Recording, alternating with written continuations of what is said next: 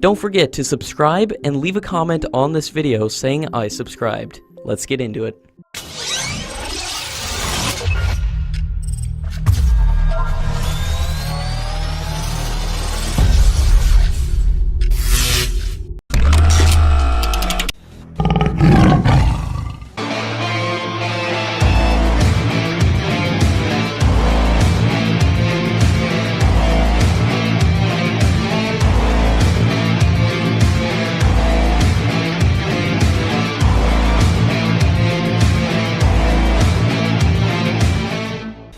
In 2001, the Indian Air Force had projected a requirement for 126 medium multi-role combat aircraft.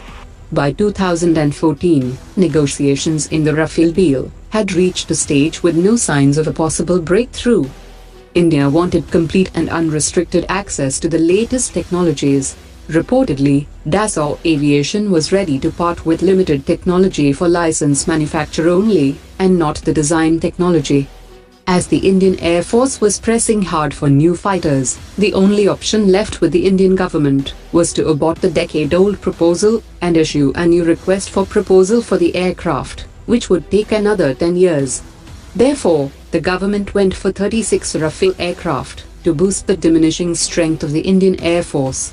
After extensive trials, Rafale aircraft and Eurofighter Typhoon were found technically acceptable, and Rafale aircraft emerged as the winner due to its lower life cycle cost. The Indian Navy is considering the acquisition of additional Boeing P-8I aircraft for surveillance and anti-submarine warfare. Indian Navy Chief has said that air surveillance capability is an important part of naval operations, and as the proposal was on the table, he could not disclose the required numbers. His predecessors have spoken of a requirement of 30 aircrafts, under which the Navy has already inducted 8 aircraft and placed an order for 4 more. Indian Army Chief has said that a hotline will be set up very soon between the Indian and Chinese Army. Replying to a question on procurement of spy ATGMs from Israel, he said that the government was considering to procure the systems from Israel using the government-to-government route. He also added that the similar systems developed by the DRDO are yet to be tested and would not be ready till 2022, which could affect India's operational capabilities.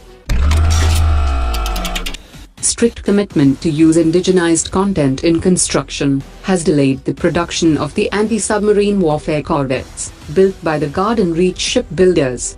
The third corvette, INS Kiltan, was formally handed over to the Indian Navy in October 2017. The fourth ship, INS Kavaratti, has been delayed but will soon join the ranks and will be commissioned in the coming months. The manufacturer aims to build these advanced cutting-edge ships and also to simultaneously develop the Indian warship building industry.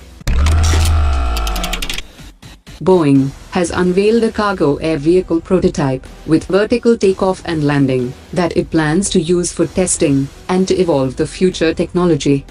The flying cargo air vehicle represents another major step in Boeing's eVTOL strategy.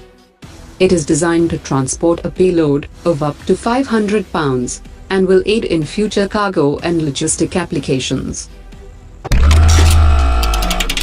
Hectic preparations have begun for the first user trial of Agni V. The fresh trial would be carried out with the Association of the Strategic Forces Command of the Indian Army to check its operational readiness. Nigeria's proposed 2018 budget document confirms that the African nation will obtain the JF-17 fighter. The nation's budget allocation document indicates that $36 million will be designated as partial payment for 3 JF-17 aircraft. The Indian naval ships K-41 and K-44 have been decommissioned at the Naval Dockyard Mumbai after a glorious 30 and 28 years respectively in the service of the nation.